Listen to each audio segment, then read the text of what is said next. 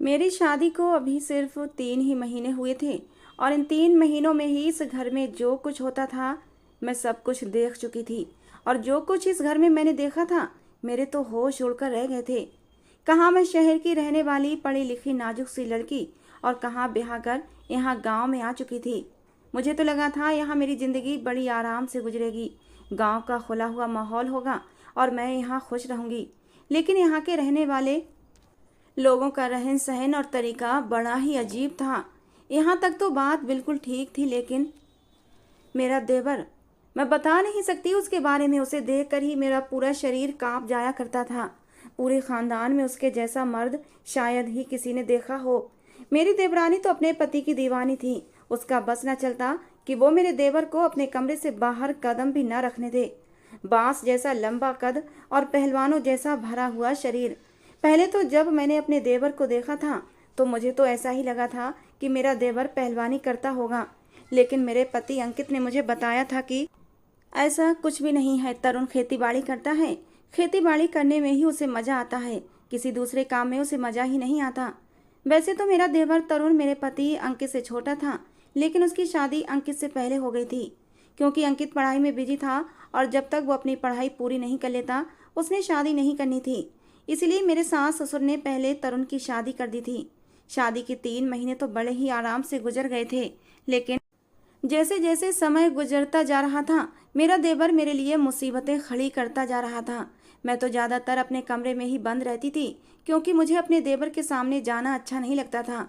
उसकी नज़रें ही कुछ ऐसी होती थीं कि मैं गड़बड़ा जाती थी और इसीलिए मैं उसके सामने बहुत कम जाती थी। मेरे देवर की अजीबोगरीब हरकतें थीं। वो पूरे घर में बिना शर्ट के दंदनाता फिरता था और ये चीज़ मुझे बिल्कुल पसंद नहीं थी। मैं गांव में रहने की आदी नहीं थी और ना ही यहाँ के तौर तरीके मुझे अच्छे लगते थे। मैं शुरू से ही शहर में रही थी। एक दिन रूटीन का ही दिन था। घर में सिर्फ मैं और मेरा देवर तरुण ही मौजूद थे। अंकित थोड़ी ही देर आने वाला था और मेरी देवरानी अपनी माँ की तरफ गई हुई थी। मेरे सास ससुर तो तरुण की शादी के कुछ समय पहले ही आगे पीछे भगवान को प्यारे हो गए थे। फिलहाल इस घर में सिर्फ मैं और तरुण ही थे। मैं खामोशी से किचन में अपना काम कर रही थी कि अचानक ही तरुण किचन में आ गया और मुझे गहरी निगाहों से देखने लगा। मुझे बिल्कुल भी होश नहीं था। मैंने अपना दुपट्टा उतार कर कुर्सी पर रखा हुआ था और बेध्यानी में काम कर रही थी, क्योंकि मुझे लगा था घर में अभी इस वक्त कोई नहीं है।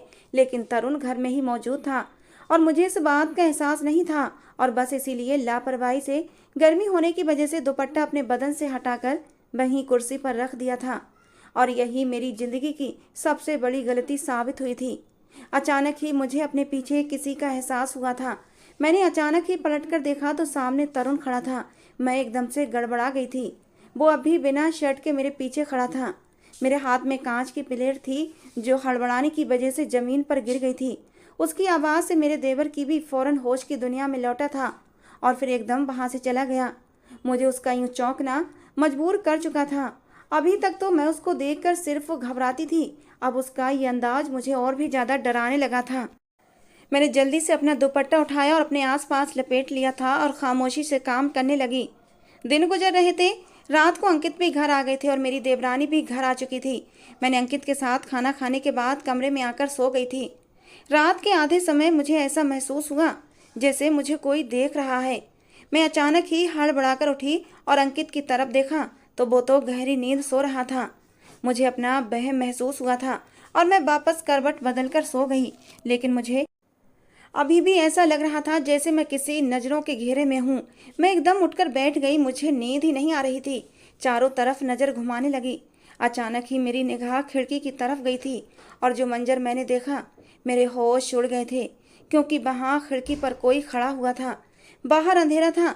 मैं साफ तो नहीं देख सकती थी, लेकिन जाहिर सी बात है जो कोई भी था हमारे घर का ही इंसान था, क्योंकि रात के समय बाहर से कोई आ नहीं सकता था। और मुझे पूरा विश्वास था कि खिड़की पर मेरे देवर के अलावा और कौन हो सकता था। जैसे ही मेरी नज़र उसकी नज़रों से मिली थी तो वो साया फौरन से खिड़की से हटकर घर के अंदर की तरफ चला गया था। मुझे ये सब कुछ बहुत हैरान कर गया था। शादी के 3-4 महीने तो आराम से गुजर गए थे। इससे पहले मैं तरुण की ऐसी वैसी कोई हरकत महसूस नहीं की थी, लेकिन अब तो रात के समय मेरी खिड़की पर आकर वो मेरे कमरे में ताका झांकी भी करने लगा था। आखिर इस सब के पीछे क्या मकसद था, मैं समझ नहीं पा रही थी। अगर मेरा देवर गैर शादीशुदा होता तो मैं उसकी नीयत पर शक कर सकती थी, क्योंकि मुझे लगता हो सकता है मेरे देवर को जवानी तंग करती हो और वो मुझ पर गलत निगाह रखने लगा हो। लेकिन अब जब उसकी पत्नी उसके पास मौजूद थी तो फिर वो मेरे ऊपर गलत निगाह क्यों रख रहा था, मुझे कुछ भी समझ नहीं आ रहा था। आखिर उसके पीछे इसका क्या मकसद था। आज की हरकत ने मुझे परेशान कर दिया था। मैं इस बारे में अंकित को बताना चाहती थी कि आपका भाई मुझे अच्छी नज़रों से नहीं देखता, लेकिन मुझे अंकित के गुस्से से भी डर लगता था। अंकित गुस्से का बहुत तेज था। पता नहीं वो मेरी बात का विश्वास करता या नहीं, क्योंकि उसे अपने भाई से बहुत मोहब्बत थी। और फिर मेरे पास कोई सबूत भी तो नहीं था कि खिड़की पर तरुण ही खड़ा था या फिर कोई और था। इसलिए मैं भी चुप हो गई और अंकित को कुछ भी नहीं बताया। मेरे दिमाग में यही बात आई कि कहीं अंकित को बुरा न लग जाए। और मेरी माँ ने भी तो मुझे समझा दिया था कि ससुराल में सबसे बनाकर रखना, खास तौर पर अपने पति के दिल में अपनी इज्जत और सम्मान बनाए रखना, किसी से बेकार की बहस मत करना।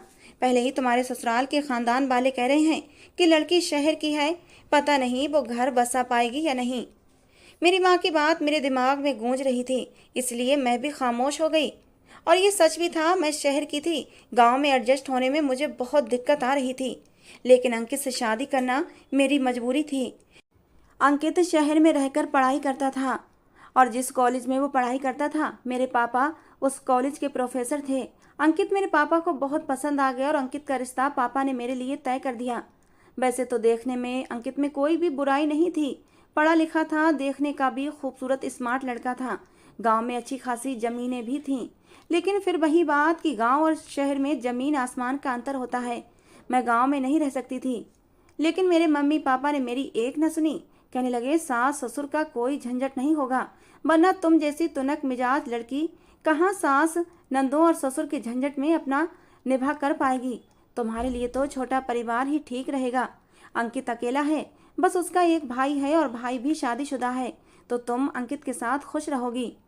मैंने ये सोचकर सब्र कर लिया कि मुझे सिर्फ अंकित से मतलब होना चाहिए था, और अंकित वैसे भी मुझे दिलो जान से मोहब्बत करता है। मैंने उठकर खिड़की और दरवाजे अच्छे से बंद किए और दोबारा से सो गई। अगली सुबह जब मेरी आँख खुली तो सब लोग ही जागे हुए थे। मेरी देवरानी का एक बेटा था जो कि सिर्फ 5 साल का था। मेरी देवरानी उसे जल्दी जल्दी स्कूल भेजने के चक्कर में थी। मैं भी किचन में दाखिल हो गई, अपने और अंकित के लिए नाश्ता बनाने लगी। मेरी देवरानी बहुत ही अच्छी मिलनसार औरत थी। वो मुझसे इधर उधर की बातें करने लगी।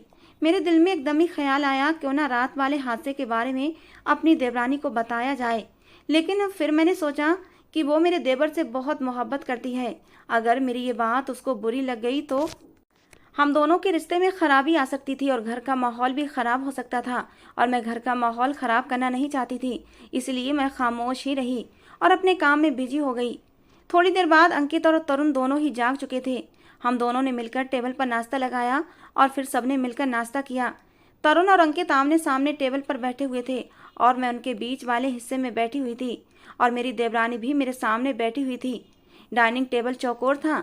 अचानक ही बात करते करते मेरे देवर ने मेरे कमर पर हाथ रख दिया। देवर का मेरे कमर पर हाथ रखना था कि मुझे करंट सा लगा था। मैंने फौरन से दूर हुई थी और अपनी कुर्सी अंकित की तरफ खींचकर बैठ गई। अंकित ने भी ये बात नोट की थी, लेकिन मुझे आंखों ही आंखों में चुप रहने का इशारा कर दिया। मेरी नज़र अचानक ही मेरी देवरानी की तरफ उठी थी। मेरी देवरानी भी ये मंजर देख चुकी थी। हम लोग एकदम से चुप हो गए थे। थोड़ी देर तक हम खामोशी से नाश्ता करते रहे और फिर वो दोनों उठकर बाहर चले गए थे। मुझे अब अपना आप बिल्कुल भी सुरक्षित महसूस नहीं हो रहा था, क्योंकि एक औरत गैर मर्द की नज़रों को अपनी तरफ उठते हुए महसूस कर लेती है कि इन नज़रों का क्या मतलब है। मैं भी महसूस कर चुकी थी कि मेरा देवर मुझ पर गंदी निगाह रखता है। समय गुजरता जा रहा था और मेरे देवर की बदतमीजियां बढ़ती जा रही थीं। ये सब कुछ मुझे परेशान कर रहा था। मैं बस अपने पति और अपनी देवरानी से इसीलिए इस बारे में बात नहीं कर पा रही थी कि अगर मैं उन दोनों से कुछ कहूँगी तो वो समझेंगे मैं झूठ मूठ का इल्ज़ाम लगा रही हूँ, और वैसे भी ये गांव के लोग थे, मेरी बात का उल्टा मतलब ले जाते, और मैं घर का माहौल ख़राब करना नहीं चाहती थी। इसी वजह से मैं खामोश रही। अंकित गांव से थोड़ी ही दूर पर शहर था, वहीं ऑफिस में जॉब करता था। एक रात अचानक ही अंकित का फ़ोन मेरे पास आया। कहने लगा, नीलम, फैक्ट्री में बहुत ज़्यादा काम है, इस वजह से आज मैं घर नहीं आ पाऊँगा। ये बात सुनकर एक पल के लिए तो मैं सहम गई थी। मैंने कहा, अंकित प्लीज़ घर वापस आ जाएं, किसी भी तरह छुट्टी ले लें और घर वापस आ जाएं। मुझे तुम्हारे बिना बिल्कुल भी अच्छा नहीं लगेगा। और न जाने क्यों मुझे अंदर से ऐसा महसूस हो रहा था कि जैसे कुछ भी ठीक नहीं है। अपना आप बिल्कुल भी सुरक्षित नहीं लग रहा था, जबकि मेरी देवरानी भी घर में ही मौजूद थी। ये सुनकर अंकित मुझे समझाने लगा, इतना क्यों डर रही हो, घर पर सब लोग मौजूद हैं, तुम्हें घबराने की ज़रूरत नहीं है। खाना वगैरह खाकर आराम से सो जाना, मेरे लिए आना मुश्किल है। अंकित ने साफ शब्दों में मुझे बोल दिया था कि आज वो किसी भी तौर घर नहीं आ सकता। ये बात सुनकर मैं बिल्कुल खामोश हो गई थी। खाने पर जब ये बात चली तो मैंने अपनी देवरानी को बता दिया कि आज अंकित घर नहीं आ पाएंगे। ये सुनकर मेरे देवर के चेहरे पर एक चमक सी आ गई थी और मेरी आंखों से ये चमक छुप नहीं पाई थी। लेकिन मैं कुछ बोली नहीं थी और खामोशी से खाना खाकर अपने कमरे में चली गई। ये शादी के बाद पहली रात थी जब मैं अपने पति के बगैर गुजार रही थी और आज मुझे अपना आप बिल्कुल भी सुरक्षित नहीं लग रहा था। खैर, मैंने खिड़की दरवाजे अच्छे से बंद कर लिए थे। पहले की बात और थी, लेकिन जब से मेरे देवर की निगाहें मुझ पर बदली थीं, तब से मैं खुद को असुरक्षित महसूस करने लगी थी। यही सब सोचते सोचते रात के न जाने किस समय मेरी आंख लगी थी। लेकिन रात का न जाने कौन सा पहर था कि मुझे ऐसा महसूस हुआ जैसे मेरे बेड पर कोई लेटा हुआ हो। मैं समझी शायद अंकित वापस आ चुके हैं। मैंने जल्दी से बाहों के घेरे में लेकर अंकित के सीने पर सर रख दिया था। लेकिन आज मुझे अंकित के सीने पर सर रखते हुए अजीब सा महसूस हुआ था। मुझे महसूस हुआ कि ये सीना अंकित का नहीं है। मुझे किसी अनहोनी का एहसास हुआ। मैंने झटके से अपनी आंखें खोल दी और जैसे ही सामने लेटे हुए आदमी को देखा तो मेरे होश उड़ गए थे और मैंने फौरन ही एक झटके से उससे दूर हुई थी, क्योंकि वो आदमी मेरा पति नहीं बल्कि मेरा देवर तरुण था। उसके चेहरे पर अजीब से एहसास थे जिन्हें देखकर मैं एकदम से डर गई थी। उसके हाथों में एक खूबसूरत सी नाइटी थी। ये सब कुछ देखकर मैं और भी ज़्यादा डर गई थी। मैंने रात को खिड़की दरवाजे अच्छे से बंद किए थे, लेकिन पता नहीं तरुण मेरे कमरे में कैसे आ गया था।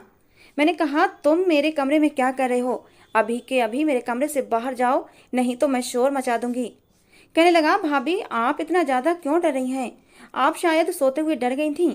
आपकी चीख सुनकर ही मैं आपके कमरे में आया था। मेरे पास इस गेट की चाबी थी। मैंने दरवाजे को बाहर से खोला और अंदर आ गया। शायद आप सोते हुए डर गई थीं और चीख रही थीं, लेकिन मुझे उसके ये सब बहाने लग रहे थे। लेकिन एक बात सच्चाई थी कि जरूर उसके पास इस गेट की डुप्लीकेट चाबी थी, जिससे दरवाजे को खोलकर वो मेरे कमरे में आ गया था। मैंने गुस्से से कहा कि अभी के अभी मेरे कमरे से निकलो। अगर मैं डर गई थी, मेरी चीख की आवाज़ तुम्हें आई थी, तो तुम अनीता को मेरे कमरे में भेज देते। तुम्हें मेरे कमरे में आने की क्या ज़रूरत थी? लेकिन अब तरुण मेरे करीब होने लगा था। कहने लगा, भाभी तुम मुझसे इतना ज़्यादा क्यों डर रही हो? मैं तुम्हारा देवर हूँ और देवर भी तो पति के जैसा ही होता है। क्या तुमने देवर भाभी के किस्से नहीं सुने? मुझसे दूर क्यों हो रही हो? मेरे करीब आ जाओ। उसकी ये बातें मुझे और भी डरा रही थीं। उसका अंदाज बहुत अजीब था। मैं डर के मारे कांपने लगी। मैं शोर मचाना चाहती थी, लेकिन ऐसा लग रहा था जैसे मेरे गले में आवाज़ ही ना हो। मेरी आवाज़ बंद हो चुकी थी और वो टकटकी बांधे अपने देवर को मैं देखे जा रही थी।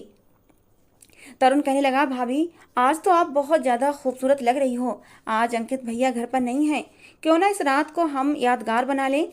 मैंने अनीता को नींद की गोलियां दे दी हैं, वो सो चुकी है। हम दोनों आराम से अपनी रात को रंगीन कर सकते हैं।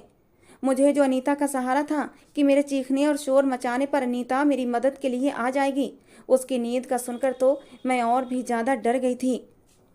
मेरे देवर ने तो उसे नींद की गोलियां देकर सुला दिया था और ये सुनकर मेरा दिल बैठता जा रहा था। तरुण कहने लगा, भाभी मैं आपके लिए शहर से ये नाइटी लेकर आया था। जाओ पहनकर आओ और मुझे दिखाओ कि तुम कैसी लगती हो। अरे भाभी आप इतना शर्मा क्यों रही हैं? शहर की लड़कियां तो बड़ी बोल्ड होती हैं और वो तो खुशी खुशी ऐसे कपड़े पहन लेती हैं। तुम्हारा ये खूबसूरत बदन देखने के लिए मैं बेताब हूँ। ये लाल रंग की नाइटी लाया हूँ क्योंकि तुम्हारे गोरे सफ़ेद बदन पर ये लाल रंग बहुत जचेगा। ये बात सुनकर मेरे हाथ पैर पूरी तरह कांपने शुरू हो गए थे। उसकी गंदी नज़रें मेरे शरीर के आर पार हो रही थीं। मैंने खुद में हिम्मत जमा की और जब उसने मेरा हाथ पकड़ा हुआ था और धीरे धीरे मेरे हाथ को सहला भी रहा था, मैंने फौरन अपने हाथ को उसके हाथों से छुड़ाया था और उसे दूर धक्का दिया था और बेड से उतरकर मैं थर थर कांपने लगी थी। मेरा पूरा शरीर पसीने से भीग चुका था।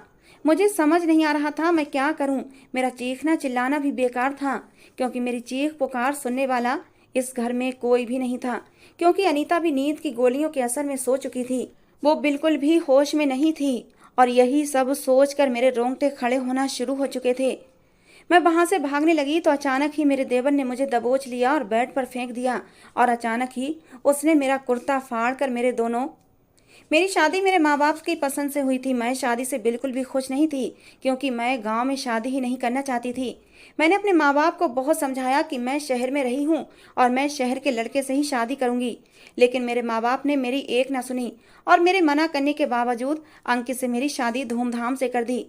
पहले पहले तो मैं भी बहुत शोर शराबा मचाई थी कि मैं अंकित से शादी नहीं करूंगी, लेकिन जब मैंने अपने माँ बाप की खुशी इस रिश्ते में देखी तो अच्छी बेटियों की तरह मैंने खामोशी से सर झुका लिया था। शादी हो जाने के बाद सबसे पहले मैंने अपनी देवरानी अनीता को देखा था। बहुत ही अच्छी औरत थी, उसका व्यवहार बहुत ही मिलनसार था और अगले दिन मैंने सबसे अच्छी चीज़ वहाँ पर यह देखी कि वहाँ का माहौल बहुत ही सुकून भरा था। लेकिन वहाँ के तौर तरीके मुझे पसंद नहीं आए थे क्योंकि गांव में छोटी से छोटी बात पर भी बड़ा बड़ा बवाल मचा दिया जाता था। औरतों के ऊपर बहुत ज़्यादा सख्ती की जाती थी। मेरी देवरानी अपने पति से बहुत डरती थी, लेकिन मैंने ये भी देखा था कि मेरी देवरानी अपने पति से मोहब्बत भी बहुत करती थी और ये सब बातें मुझे अच्छी लगी थीं। लेकिन कभी कभी ये चीज़ मुझे परेशान भी करती कि शादी के 2 दिन हो चुके थे और मैंने अभी तक अपने देवर को नहीं देखा था और मेरा सामना उससे अचानक ही हुआ था और उसको देखते ही मेरे अंदर डर की एक लहर दौड़ गई थी। वो आदमी देखने में बहुत ही मजबूत शरीर का मालिक था। हालांकि अंकित से छोटा था, लेकिन देखने में अंकित से बड़ा लगता था और मैंने भगवान का धन्यवाद किया था कि अंकित ऐसे भारी डील डॉल का मालिक नहीं था। मैंने एक बात और नोट की थी, मेरा देवर मुझे देखकर एक पल के लिए चौंक सा गया था। दिन गुजरते जा रहे थे और मैं अपने देवर से कतराती रहती थी। वो दिन भर बिना कमीज के धोती में ही पूरे बरामदे में घूमता रहता था और ये सब चीज़ें मुझे बिल्कुल पसंद नहीं थीं। मैं अपने घर में अपने बाप और भाई को कभी भी बिना शर्ट के घूमते नहीं देखा था, इसलिए मुझे अपने देवर को ऐसे नंगा घूमते देखकर बुरा लगता था। मैं अपने आप को बहुत छुपा कर रखती थी, लेकिन एक दिन मेरी बदकिस्मती ये हुई कि मेरे देवर ने मेरे शरीर की खूबसूरत बनावट को देख लिया था।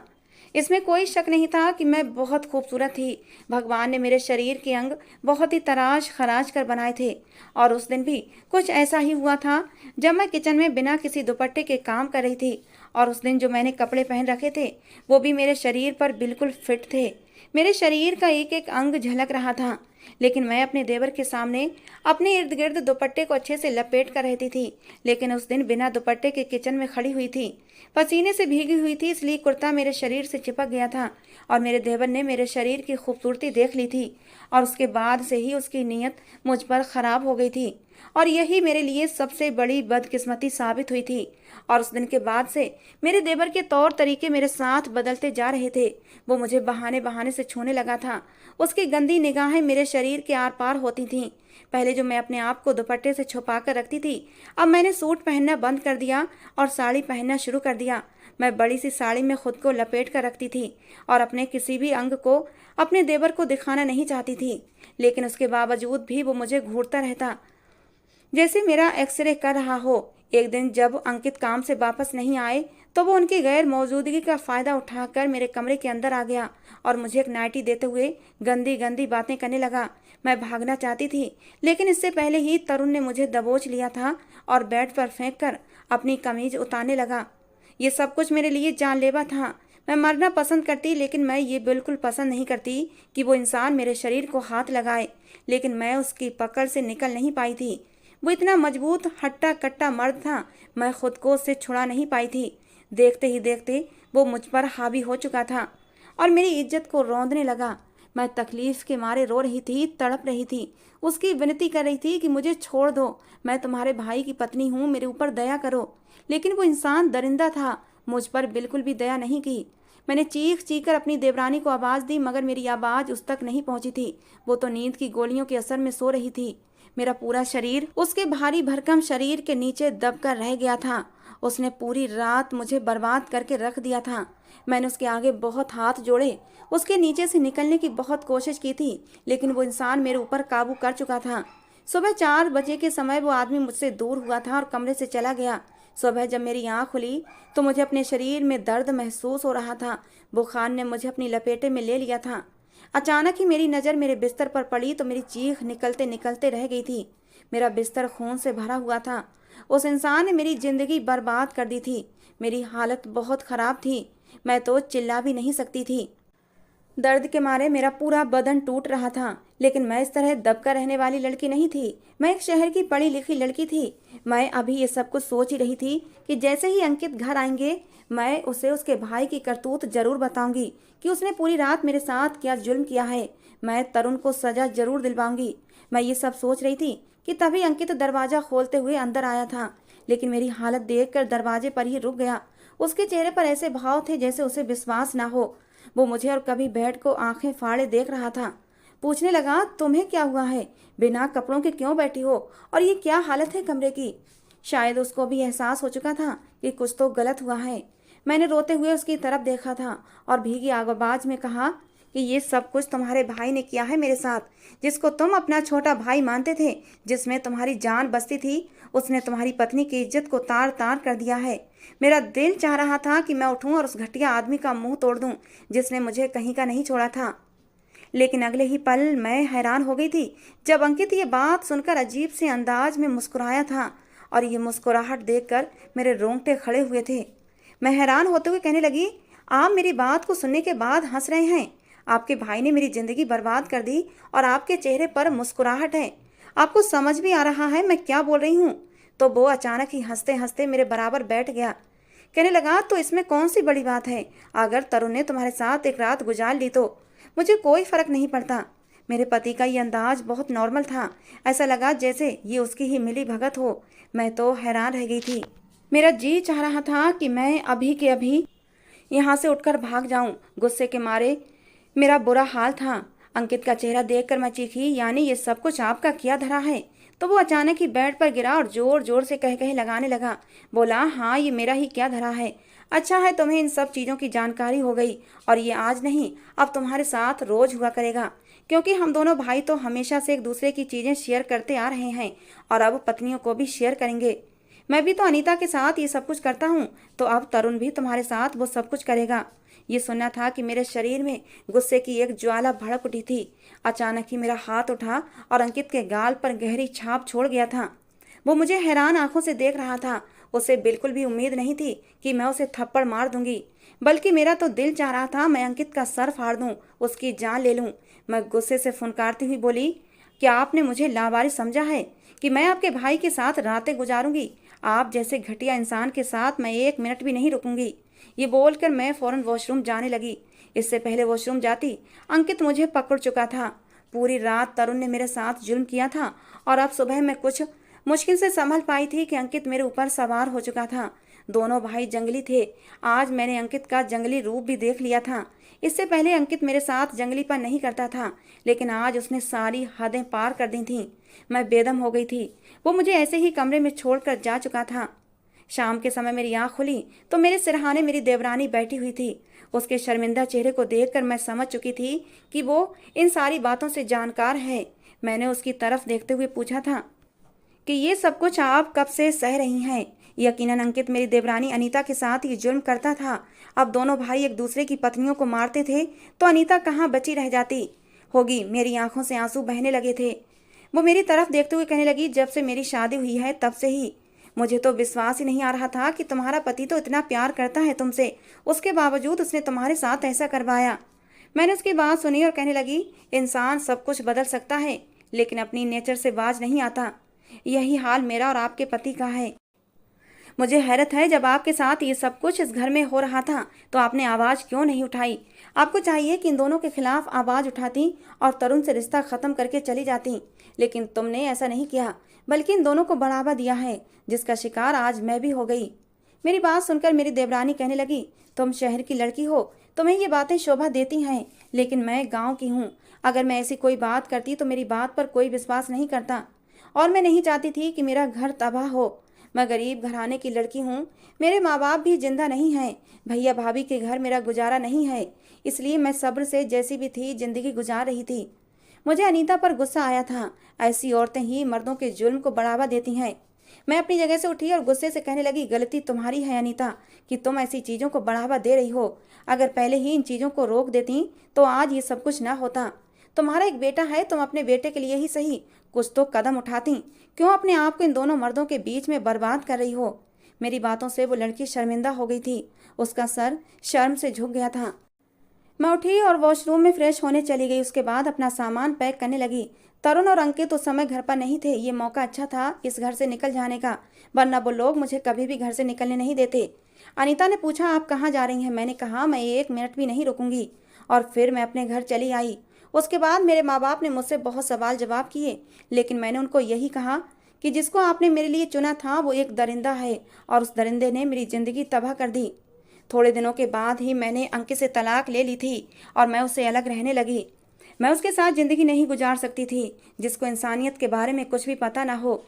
कुछ समय के बाद मालूम हुआ कि मेरी देवरानी भी अपने बेटे के साथ उन दोनों जानवर भाइयों से अलग हो गई थी। उसने भी अपने पति से तलाक ले ली। मैंने उस गांव में और भी लोगों को देखा था, वो बहुत ही अच्छे और सुलझे हुए थे, लेकिन ये दोनों भाई ही जंगली टाइप के इंसान थे। कुछ ही समय बाद मेरे माँ बाप ने मेरी दूसरी शादी कर दी।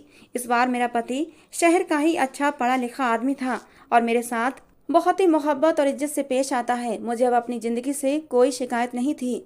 दोस्तों, आज की हमारी कहानी कैसी लगी ज़रूर बताना। पसंद आई हो तो प्लीज़ लाइक करना। रोज़ एक नई कहानी सुनने के लिए हमारे चैनल को भी सब्सक्राइब करना। मिलते हैं दोस्तों अगली किसी नई कहानी के साथ।